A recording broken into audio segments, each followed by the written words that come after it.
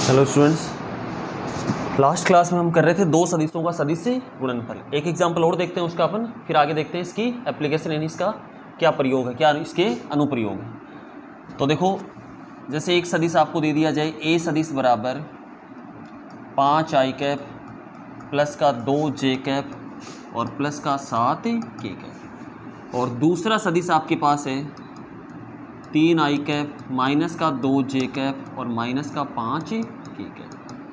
अगर इन दोनों का सदिश गुणनफल आपको करना है a क्रॉस b, तो ये हम करेंगे किसकी सहायता से? सारणिक की सहायता से। तो सारणिक की जो पहली पंक्ति होगी वो क्या होगी? i कैप j कैप और k कैप। दूसरी पंक्ति, तो दूसरी पंक्ति के अंदर देखो किसके आएंगे? a के अदिश घटक। तो a के अदिश घटक क्या होंगे? 5 2 7, तो 5 2 7। फिर जो तीसरी पंक्ति होगी वो किसके आएंगे? b के अदिश घटक। तो 3 -2 -5, तो 3 -2 और माइनस का 5। अब इस सारणी का हम क्या कर लेंगे? प्रसार कर लेंगे, और इसका जो प्रसार होगा वो क्या होगा अपने पास? a क्रॉस b, यानी a और b का सदिश गुणनफल। तो एक बार प्रसार देखो, प्रसार किसी भी सारणी का किसी भी पंक्ति और स्तंभ को लेकर किया जा सकता है। मैं पहली पंक्ति से कर रहा हूं, तो a क्रॉस b बराबर पहली पंक्ति का पहला अवयव क्या है? i cap. तो इस स्तंभ को भी छोड़ दो, इस पंक्ति को भी छोड़ दो, तो आपके पास ये चार अवयव बचेंगे। 2 7 -2 और -5। क्या बचेगा आपके पास? 2 7 माइनस का 2 और माइनस का 5, ये बचेगा अगर आप ये स्तंभ छोड़ते हो और ये पंक्ति छोड़ते हो। तो अब देखो, इन दोनों का गुणा क्या हो जाएगा? माइनस का 10, और इन दोनों का गुणा क्या हो जाएगा? माइनस का 14। फिर इनको घटाएंगे तो ये माइनस माइनस क्या हो जाएगा? प्लस। तो आपके पास आ जाएगा माइनस का 10 और प्लस का 14, इनटू में क्या है? आई कैप। फिर मैंने कहा था चिन्ह आपको अल्टरनेट लेने, तो पहले प्लस का लिया, आप किसका चिन्ह लेंगे? आप माइनस का जे कैप। अब वही प्रोसेस देखो, जे कैप आप लोगे तो ये आप स्तंभ छोड़ दो और ये आप पंक्ति छोड़ दो, तो क्या बचेगा आपके पास? 5 7 3 और -5। तो यहाँ आपके पास बचेगा 5 7 3 और माइनस का 5। अब इसको सरल करोगे तो 5 को -5 से गुणा करोगे तो माइनस का 25। उसके बाद में जब 7 को 3 से करोगे कितना हो जाएगा? 21, और इन दोनों को आपस में घटाएंगे तो क्या होगा? -25 और उसके बाद में माइनस का 21। इसी प्रकार से आप लो तीसरा अवयव। तो तीसरा अवयव कौन सा है इसका? के कैप। तो के कैप के लिए देखो, ये स्तंभ छोड़ दो और चिन्ह प्लस का ही जाएगा, ये स्तंभ छोड़ दो और ये पंक्ति छोड़ दो, तो क्या बचेगा? 5 2 3 -2, तो 5 2 3 और माइनस का 2। इसको सरल करेंगे तो 5 दूनी क्या हो जाएगा? 10, और वो भी किसका? माइनस का। फिर इन दोनों का गुणा 3 दूनी 6, तो ये आ जाएगा आपके पास माइनस का 10 माइनस का 6 और इनटू में क्या आएगा? के कैप। आगे सरल करेंगे तो -10 और 14, क्या बचेगा आपके पास? 4, और इनटू में क्या है? आई कैप, तो 4 आई कैप। फिर देखो यहाँ पर माइनस का तो 25 और माइनस का क्या है? 21 है, तो कितना हो जाएगा? ये 46 हो जाएगा क्या? और वो भी किसका? माइनस का। तो -46 से एक माइनस बाहर है, तो क्या हो जाएगा? प्लस का 46 जे कैप। इसी प्रकार से -10 और माइनस का 6 क्या हो जाएगा? माइनस का 16, और -16 क्या आ जाएगा? के कैप। तो इस प्रकार से हम करेंगे दो सदिशों का सदिश गुणनफल। तो ये भाई ध्यान रखना कि किस प्रकार से दो सदिशों का सदिश गुणनफल किया जाता है। अब हम आगे देखते हैं कि सदिशों का जो इसके अनुप्रयोग है सदिश गुणनफल के, वो क्या क्या है। तो अनुप्रयोग में सबसे पहला अपन देखते हैं कि एक तो त्रिभुज का क्षेत्रफल, त्रिभुज का क्षेत्रफल कि सदिश गुणनफल से त्रिभुज का क्षेत्रफल किस प्रकार से ज्ञात किया जाता है। तो सबसे पहले तो आपको ये पता होना चाहिए कि भाई क्या दिया हो तब आप त्रिभुज का क्षेत्रफल ज्ञात कर सकते हैं। तो या तो आपको दो संलग्न भुजाएं देगा वो, और या फिर आपको त्रिभुज के तीनों शीर्षों के निर्देशांक देगा। जैसे मान लो कि ये आपके पास कोई त्रिभुज है ए बी और सी, इसकी ये भुजा जो है, इसका जो स्थिति सदिश है वो ए सदिश है और इसका क्या है? बी सदिश है। तो ये दोनों संलग्न भुजा होगी, या फिर ऐसे याद रखना कि एक ही पॉइंट से स्टार्ट होनी चाहिए वो दोनों भुजाएं, देख लेना भाई, ठीक है। इसको कहते हैं अपन संलग्न भुजाएं। तो पहली भुजा ए हो गई और दूसरी क्या हो गई बी। तो इस त्रिभुज ABC का जो क्षेत्रफल हो जाएगा, त्रिभुज ABC का जो क्षेत्रफल होगा वो होगा 1/2 A क्रॉस B का परिमाण वर्ग इकाई, वर्ग इकाई, ये होगा इस त्रिभुज का क्षेत्रफल। लेकिन इस चीज का ध्यान रखना कि दोनों संलग्न भुजाएं होनी चाहिए। क्या होनी चाहिए? संलग्न भुजाएं, यानी ये पहली भुजा और ये दूसरी भुजा, चाहे वो CA और CB हो सकती है, चाहे वो AB और AC हो सकती है, चाहे वो BA और BC हो सकती है, कोई सी भी हो, लेकिन संलग्न भुजाएं आपके पास होनी चाहिए, तब त्रिभुज का क्षेत्रफल हम सदिश गुणनफल से ज्ञात कर सकते हैं।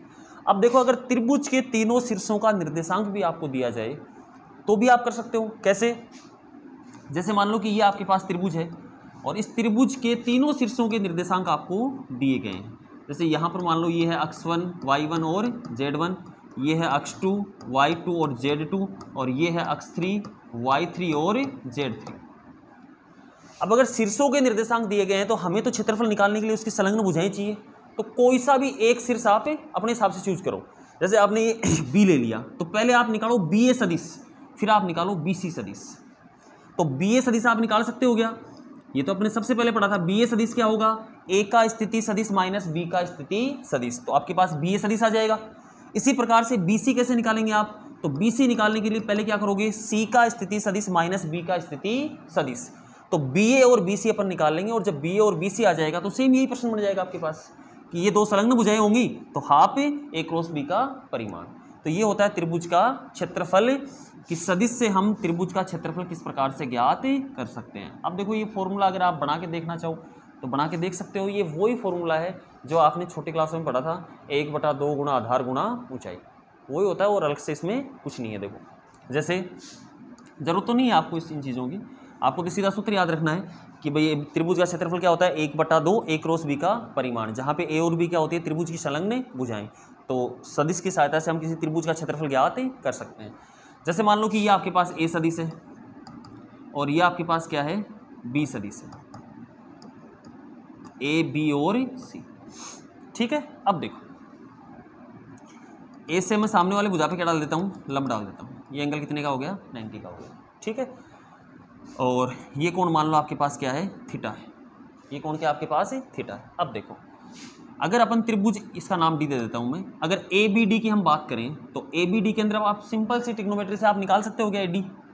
AD क्या होगा? देखो, इसकी जो लंबाई हो जाएगी वो क्या हो जाएगा? A का परिमाण, और इसकी जो लंबाई होगी वो क्या? लंबाई, वो क्या हो जाएगा? भाई परिमाण ही तो लंबाई होती है, ये क्या हो जाएगा? B का परिमाण हो जाएगा। अब देखो, आप सिर्फ इस त्रिभुज को देखो, इतने को, इस त्रिभुज के अंदर आप साइन थीटा लेंगे तो साइन थीटा क्या होता है? लंब बटा कर्ण, तो लंब क्या हो जाएगा भाई? लंब तो क्या हो जाएगा? AD सदिश, और कर्ण क्या हो जाएगा आपके पास? कर्ण क्या हो जाएगा बताओ? A का परिमाण, तो ये हो गया AD सदिश का परिमाण, और ये हो गया A का परिमाण हो गया आपके पास, ठीक है। तो यहां से यदि आप AD निकालेंगे तो AD क्या आ जाएगा आपके पास? देखो, AD का जो परिमाण आ जाएगा वो क्या आ जाएगा? साइन थीटा, और अपन में क्या आ जाएगा? A का परिमाण। ये आ गया आपके पास साइन थीटा, और बट्टे में क्या आ जाएगा? A का परिमाण। ये आपके पास क्या आ गया? AD आ गया। अब इस त्रिभुज का क्षेत्रफल क्या हो जाएगा? अब इस त्रिभुज का क्षेत्रफल हो जाएगा 1/2 आधार गुणा ऊंचाई। आधार में B का परिमाण आ जाएगा, यहाँ पे AD का परिमाण आ जाएगा, ठीक है। और फिर उससे आधार गुणा ऊंचाई से यही आएगा, यहाँ पे A का परिमाण, B का परिमाण और साइन थीटा। और जो A क्रॉस B होता है, A क्रॉस B भी क्या होता है? A का परिमाण, B का परिमाण, और क्या होता है? साइन थीटा ही होता है। तो इस प्रकार से परिमाण A क्रॉस B तो नहीं होता है, ये A क्रॉस B के अंदर तो n कैप आएगा, लेकिन अगर परिमाण निकालेंगे तो यही आएगा। तो ये फॉर्मूला वही है, कोई अलग से नहीं है। तो एक तो है ये त्रिभुज का क्षेत्रफल निकालना, दूसरा इसके अंदर अपन देखेंगे समांतर चतुर्भुज का क्षेत्रफल। दूसरा इसका जो अनुप्रयोग है वो है समांतर चतुर्भुज का क्षेत्रफल।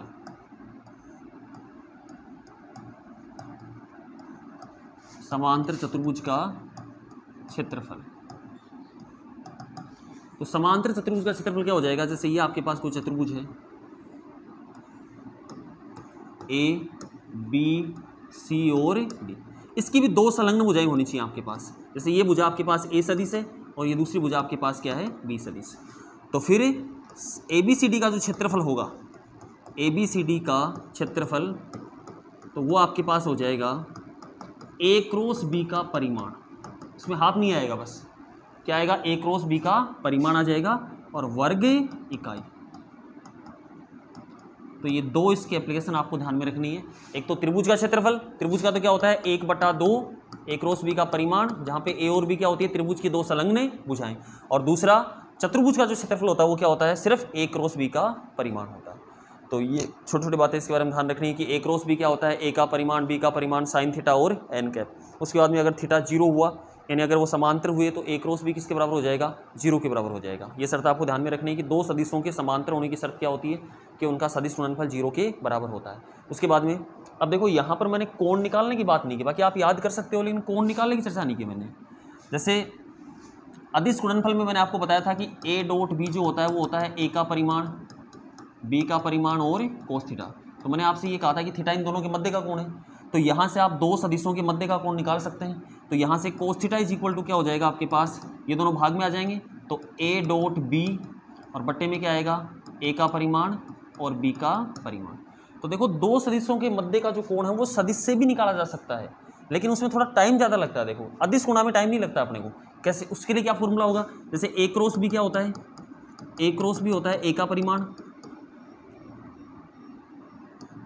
B का परिमाण साइन थीटा और इंटू एन कैप। तो यहाँ भी तो ये थीटा इन दोनों के मध्य का कोण ही है। अदिश गुणा में भी थीटा क्या था, इन दोनों के मध्य का कोण A और B के, और सदिश गुणा में भी ये थीटा क्या है, इन दोनों के मध्य का कोण। तो यहाँ से अगर अपन दोनों पक्षों का परिमाण करें यानी A क्रॉस B का परिमाण, तो इधर तो A का परिमाण है ही, ये क्या हो जाएगा, ये हो जाएगा B का परिमाण साइन थीटा, तो साइन थीटा तो वैसे ही परिमाण ही है, और एन कैप का परिमाण क्या हो जाएगा 1। अब यहाँ से अगर मैं साइन थीटा की वैल्यू निकालूं तो साइन थीटा के लिए क्या होगा कि ये दोनों किस में आ जाएंगे, भाग में। तो ऊपर तो क्या बचेगा A क्रॉस B का परिमाण और नीचे क्या आएगा A का परिमाण और B का परिमाण। तो आप सदिश गुणा से भी दो सदिशों के मध्य का कोण निकाल सकते हैं, लेकिन इन दोनों में देखो अंतर क्या है, यहाँ पे A का परिमाण है, A का परिमाण है, B का परिमाण है और B का परिमाण है। यहाँ पे A डॉट B में अपने को टाइम नहीं लगता बिल्कुल भी भाई। A डॉट B अगर दो सदिशों का अदिश गुणनफल आप कर रहे हैं तो सिर्फ आई कैप वाले को आई कैप वाले से, जे कैप को जे कैप वाले से, के कैप को के कैप वाले से, बाकी सारे जीरो हो जाएंगे, तो इसमें टाइम कम लगता है अपने को। यहाँ पे यदि आप पहले A क्रॉस B याद करोगे तो पूरा सारणिक बना के आपको A क्रॉस B निकालना पड़ेगा, फिर उसका परिमाण निकालना पड़ेगा। बाकी आप इससे भी निकाल सकते हैं और आप इससे भी निकाल सकते हैं। तो ये छोटी छोटी बातें, 5-7 बातें इसके बारे में ध्यान रखना। नेक्स्ट क्लास के अंदर हम करेंगे इसके प्रश्न करेंगे अपनी एक्सरसाइज 10.4 पे। Thank you.